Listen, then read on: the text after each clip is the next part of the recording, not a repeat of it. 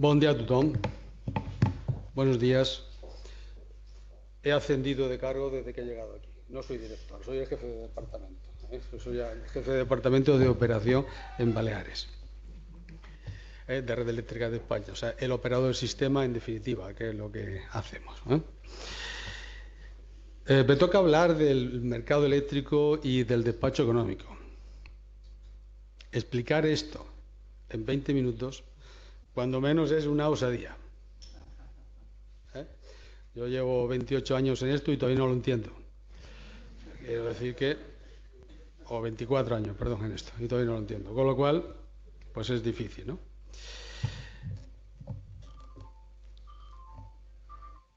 El mercado ibérico, lo que vamos a hacer hoy realmente es intentar ver un poquito cada cosa, una pincelada realmente de esto, y ver algunas de las diferencias, ¿no? La primera diferencia importante que hay en esto es que el mercado eléctrico solo aplica a la península. Es decir, solo aplica a la península y, por tanto, solo aplica a Portugal y a la España peninsular. Mientras que el despacho económico aplica a todos los territorios no peninsulares españoles. Esa es la primera y gran diferencia, ¿vale? Si entramos directamente a hablar del MIBEL, del mercado ibérico de electricidad, que nada tiene que ver con el jamón, por muy ibérico que sea, la realidad es que, ¿qué es el mercado? Es un mercado, pues realmente es un mercado. Un mercado que en lugar de vender patatas o garbanzos, lo que se vende es energía eléctrica. Y para esto, claro, tiene que haber unos vendedores y unos compradores. ¿Quiénes son los vendedores? Pues todos los productores de energía eléctrica. ¿Quiénes son los compradores? Pues los clientes que necesitan energía para su actividad laboral, industrial o doméstica. En este mercado eléctrico, en el MIBEL, los generadores acuden cada uno con sus ofertas, sus energías, al precio que ellos estiman oportuno, acorde con sus intereses exclusivamente. Mientras que los clientes consumidores no acuden de manera directa, acuden a través de las comercializadoras, con excepción de los grandes clientes, que sí que pueden ir directamente al mercado. ¿Vale? Entonces, ¿quién va a este mercado? Hemos dicho los generadores y los consumidores. Y solo aquellos que se dan de alta en el sistema. Como te decía, aquellos que saquen el carné para poder participar en el mercado. Es decir, si no te sacas el carnet, si no te validas con la regulación, no puedes acudir realmente a participar en este mercado eléctrico que estamos diciendo. Hay un mercado diario y un mercado intradiario, y ambos son ejecutados por la OMEL, o por el OMEL, el operador del mercado. Pero mientras el mercado diario solo tiene una sesión, el mercado intradiario consta de 6 sesiones en periodos diferentes a lo largo del día. Algunos abarcan el día D+1 y parte del día D. O sea, nos metemos en más de 24 horas, digamos así, ¿vale? En estos mercados, en tanto en uno como en otro, lo que se establece es una escalera de precios. Escalera de precios desde el menor al mayor. Y vamos subiendo los precios hasta, vamos cogiendo energía, o sea, va casando energía, hasta cruzar con la demanda, para cada periodo horario del día. Recordemos que mientras que en los territorios no peninsulares el despacho económico sigue teniendo 24 horas, en el mercado peninsular hablamos de periodos cuarto horarios, con lo cual tenemos 96 periodos al cabo del día. Entonces, como digo, se establece esa escalera de ofertas, de precios, hasta que se cruza para cada periodo horario con la demanda. Entonces, ese punto donde se corta la escalera de precios con la demanda fija lo que le llamamos es el precio al que se va a liquidar toda la hora, es el coste marginal de la hora. Y al que van a cobrar, o que van a recibir todos los generadores que han salido casados en ese periodo horario, con independencia del del precio que hayan ofertado. Por ejemplo, podemos tener generadores que oferten a 0 euros y generadores que oferten a 20, 40, 50, 70 o 300. Cada uno, como decimos, al precio que entiendan que les interesa. Si consideramos que ese punto de corte de la escalera de generación con la demanda está en 70 euros, toda la generación que ha casado, que evidentemente primero habrá casado la de 0 euros, luego la de 20, la de 40, la de 50 y la de 70. Toda esa generación, con independencia al precio que hayan ofertado, van a cobrar a 70 euros. Van a recibir 70 euros por esa energía casada. Y todos los generadores que exceden todas las ofertas que se han hecho por encima de los 70 euros, pues van a quedar parados, no pueden producir y por tanto no van a cobrar absolutamente, no van a recibir ninguna remuneración por ello, ¿vale? Y tan fácil como esto es lo que se hace para el mercado. Una vez obtenido este mercado, pasa el OMEL, se lo pasa, lo hace público y lo envía al operador de sistema. No solamente la casación, sino todas las ofertas, las casadas y las no casadas. Y a partir de aquí, el operador de sistema entra en lo que llamamos los servicios de mercados de ajuste, que los hay de dos tipos: de seguridad del sistema y de balance. Lo de seguridad del sistema son restricciones técnicas y control de tensión, mientras que los servicios de balance pues son los propios servicios de balance que decíamos, interconexiones, regulación secundaria, regulación terciaria y lo que ha dicho Alicia, ya ha hecho referencia, que es al servicio activo de gestión de la demanda. Entonces, el operador de sistema, ¿qué tiene que hacer? Una vez recibido ese programa, tiene que validarlo, ver que es viable,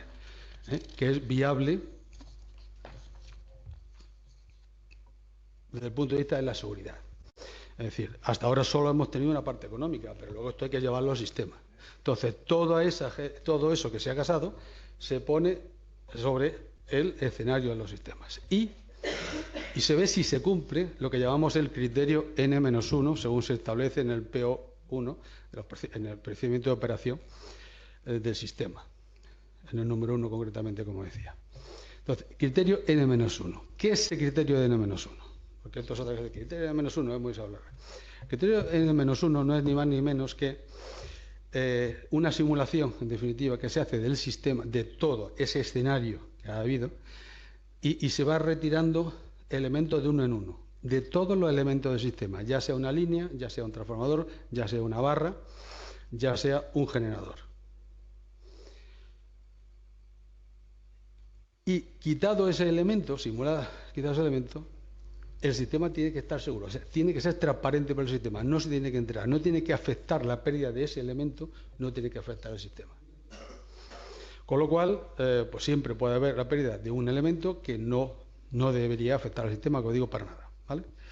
Si no se cumpliera ese criterio con el programa que se ha casado en el OMEL, lo que se hace es retocarlo.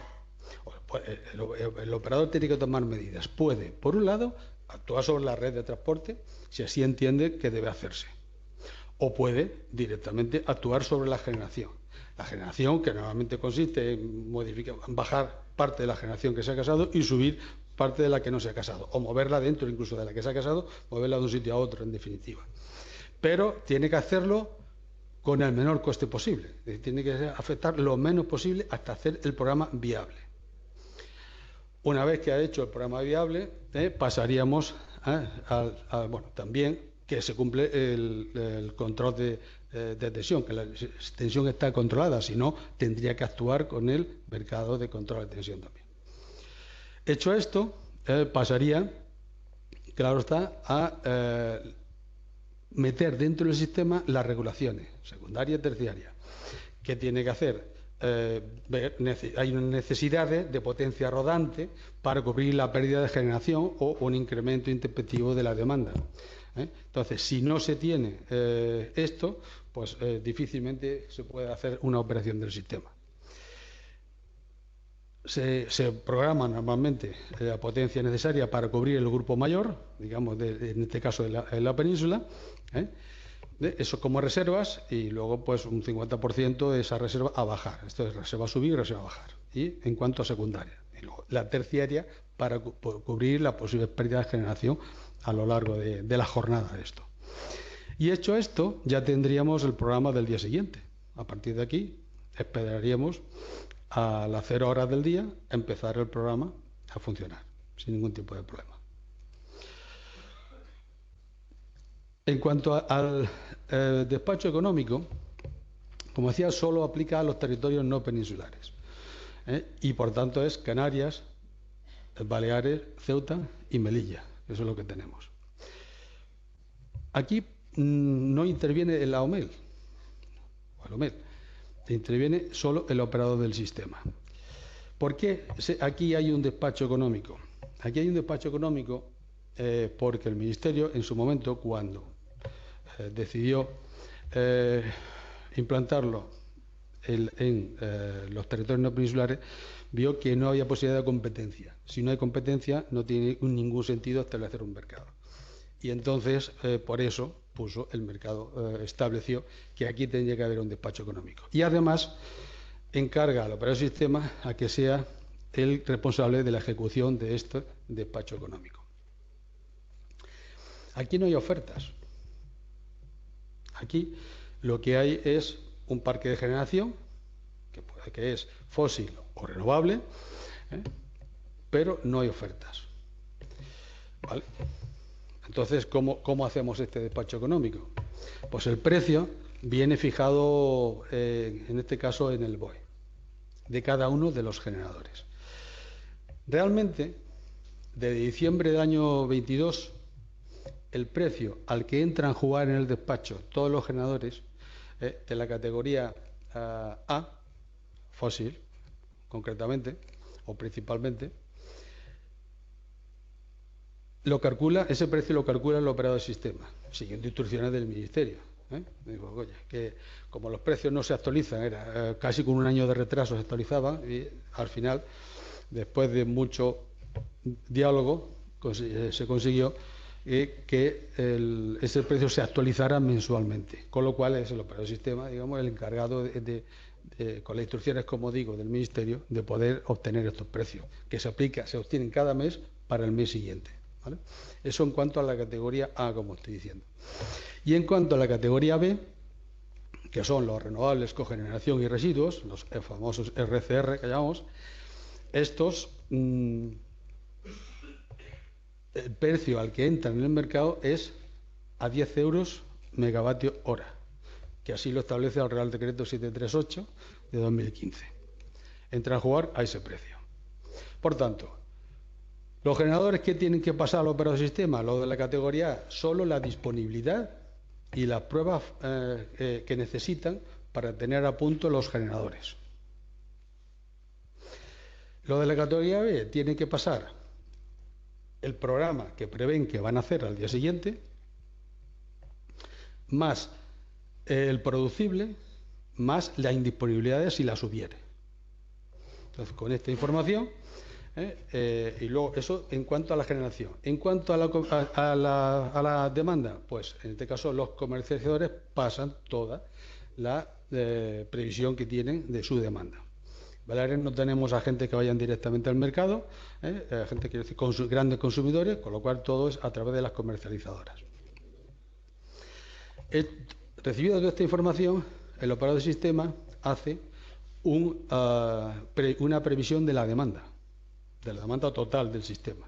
Y esta es la que va a utilizar para cada uno de los despachos que va a llevar a cabo. ¿Y cómo lo hace? Pues coge la generación y la clasifica de menor precio a mayor precio. Se ponen todos los generadores. En este caso, obviamente, si decimos que entran a 10 euros megavatio hora los RCR, pues prácticamente tienen asegurada su participación que van a producir, ¿no?, en el mercado, en el despacho económico. Pues, como digo, clasificamos de menor a mayor toda la generación con su precio correspondiente. Y lo que se hace es ir programando y arrancando grupos, vamos así, hasta cubrir en cada periodo horario la total de la demanda que hemos previsto. Por tanto, habrá un momento en que ya hemos cubierto la demanda y habrá muchos grupos que estarán fuera, porque son los de mayor coste y quedarán parados a la espera de mejor ocasión para poder arrancar. Ese es lo que llamamos el primer despacho económico, porque no hacemos más de uno. Y concretamente, aquí en Baleares, además, tenemos un añadido, que es el cable con la península. De aquí, digamos, en los demás territorios peninsulares, de aquí ya saltarían directamente a ejecutar los análisis de seguridad del sistema, igual que se ha hecho en el mercado peninsular. Sin embargo, en Baleares hay que meter el tema del cable. Fijaos que el tema del cable es energía que atraemos de la península de un mercado eléctrico a un despacho económico. Entonces, ¿cómo traemos esto? Para empezar, lo que hacemos es calcular la máxima capacidad que podemos traer de la península. En realidad, la capacidad física la sabemos. El cable son 2 polos por 200 megavatios por polo, son 400 megavatios. Pero claro, Baleares no puede asumir 400 megavatios a las 24 horas todo el año. Por ejemplo, los valles de primavera y verano, primavera y otoño, la demanda mínima es apenas de 300 megavatios. ¿Cómo voy a traer 400 de la península si no me cabe? Entonces, tengo que limitar la capacidad. En definitiva, lo que calcula el operador de sistema de un día para otro es la máxima capacidad que el archipiélago puede asumir desde la península. Y hecho esto, con un tope, es decir, en la punta nunca pasamos, aunque el cable esté de su capacidad física es de 400, nunca se pasa de 300. Siempre se dejan 100 de margen. ¿Por qué? Para cubrir el N-1, el criterio N-1 que decíamos de la generación. Es decir, la pérdida de un generador de los grandes de la isla, que puede ser un grupo de Alcudia, aunque funciona muy poco, o un ciclo combinado es una turbina más su parte proporcional de vapor, está en torno a los 110 megavatios megavatios en potencia, quiero decir. La pérdida de ese generador puede ser asumida por el enlace si tenemos margen en el enlace. Si lo llevo a 300, puedo traer 100 megavatios en 20 milisegundos, el enlace responde, y traer los 100 megavatios ante la pérdida de una intempestiva de un generador en Baleares. Automáticamente entra de la península, con lo cual el sistema no se entera. Si no tenemos margen y lo llevamos a 400, lo que ocurriría es que la frecuencia caería lo suficiente como para activar lo que llamamos los relés automáticos de su frecuencia. Un sistema para protección, porque hay que recordar que la demanda y la generación tiene que estar equilibrada permanentemente para que la frecuencia esté rodando a 50 hercios, que es lo que toca. Cualquier variación en esto pues hace que la frecuencia suba o baje. Entonces, la frecuencia caería si fuéramos a tope con el enlace y perdemos aquí una generación, caería y habría corte de mercado, evidentemente, habría corte de clientes, que pudiendo evitarse no tiene sentido que se haga. Por tanto, el enlace normalmente no pasa de los 300 megavatios. En definitiva, que el enlace, digamos, su capacidad iría desde el mínimo técnico, en las horas que menos se puede traer, que menos puede asumir Baleares de generación de la península, hasta un máximo de 300 megavatios, como estoy diciendo. Con ello, con esas cifras, hemos llegado a cubrir el 28% de la demanda del archipiélago en un año. Esto es importante, que tengamos en cuenta, ¿vale? Bueno, pues calcular esta capacidad, dice, vale, ya tengo la energía que puedo ofertar al mercado, pero ¿a qué precio oferto al mercado? Pues ahora lo que hacemos es al revés, ponemos esa capacidad sobre el primer despacho económico que hemos calculado antes. En este caso, es del grupo que hemos casado más caro hacia el más barato. Y vamos quitando primero el más caro casado, el siguiente menos caro y así, ¿vale? Hasta cubrir la potencia que hemos casado, que hemos obtenido de la capacidad asumida, que es del enlace en definitiva, ¿no?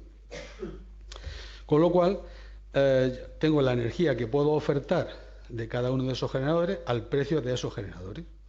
Y voy, entonces ya tengo una oferta que puedo presentar, como estoy diciendo, en el mercado. ¿Pero qué ocurre? Hemos dicho que al mercado peninsular solo pueden ir los generadores y los comercializadores. El operador de sistema no puede ir al mercado. Entonces, ¿cómo lo hacemos? Lo que hacemos realmente es pasárselo, esta oferta, a las comercializadoras de último recurso, porque hemos dicho que aquí no hay grandes clientes que vayan directamente al mercado, se lo pasamos a las comercializadoras de último recurso, pasamos la energía que tiene de ofertar cada una proporcional, digamos, a cuota de mercado, que presenta la energía al precio de los generadores que se supone serían susceptibles de quitar del programa una vez que hayamos casado en el mercado. Pasamos esa oferta, la comercializadora presentan esa oferta en OMEL para el mercado diario, y ya no nos queda esperar a que nos vuelva, a que nos retorne el programa casado para continuar trabajando. Cuando nos vuelve, ¿qué hacemos? Cuando nos viene ya lo que se ha casado, normalmente suele casar todo porque la producción, la energía en la península es de menor precio que en las Islas Baleares. Por tanto, suele casar prácticamente todo. Cuando nos viene esa energía, procedemos a hacer el segundo despacho económico. En este caso, dejamos como fija esa inyección de generación procedente de la península. La demanda no ha cambiado, la renovable no ha cambiado, y lo único que nos va a hacer es que nos va a desplazar esa energía a los generadores más caros de entre los que hemos casado en el primer despacho económico. Y ya con eso tendríamos el plan del día siguiente, al que habría después que analizar, igual que hacemos en el mercado peninsular, que se cumplan en el -1, exactamente igual. Si no se cumple, habría que reajustarlo, como estamos diciendo, y hecho esto, pues se le añade la energía secundaria, terciaria, las regulaciones, y quedaría el plan también hecho para el día siguiente. Como veis, los servicios de ajuste son los mismos. Nos quedaría el servicio de respuesta activa de la demanda, que en Baleares no existe Baleares, en los territorios no peninsulares, no existe ese servicio activo de respuesta a la demanda, pero sí existe la interrumpibilidad. Interrumpibilidad como que existió antiguamente también en la península. Ahora solo existe en los territorios no peninsulares. Si bien hoy por hoy solo hay al que se pueden acoger grandes clientes, grandes y medianos clientes, que tenga una potencia de consumo importante, en el caso por encima de 0,8 megavatios concretamente, ¿vale? Y en Baleares no tenemos ninguno. En su momento, ninguno adscrito, porque esto lo tiene que solicitar el consumidor. Tiene que solicitar adscribirse a esto y cumpliendo las condiciones que están establecidas en las órdenes ministeriales correspondientes de esta interrumpibilidad.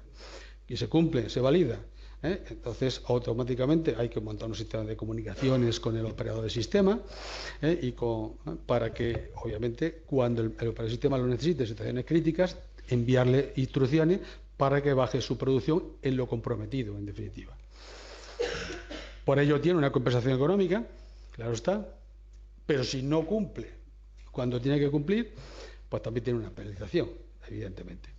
Incluso puede salir de este servicio si repite esa situación. Y poco más. Yo creo que esta es la situación. Pero en Canarias sí que hay hasta 14, me parece que son, que están acogidos a esto con una potencia importante. Bueno, dicho, hay una cosa añadida de esto de la interrumpibilidad, y es que a estos clientes que se acojan a la interrumpibilidad se le añade un relé de su frecuencia, de tal manera que son los primeros a desconectar en caso de que la frecuencia caiga. Actúan antes que los relés automáticos del resto de los consumidores.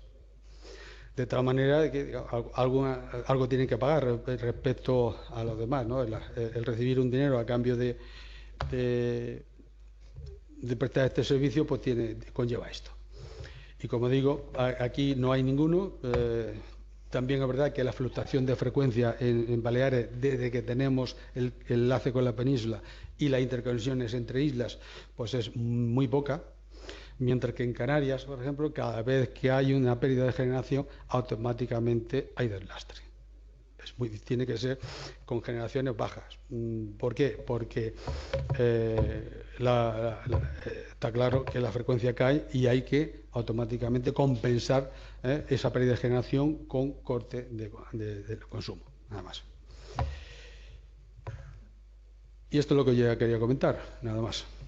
Muchas gracias.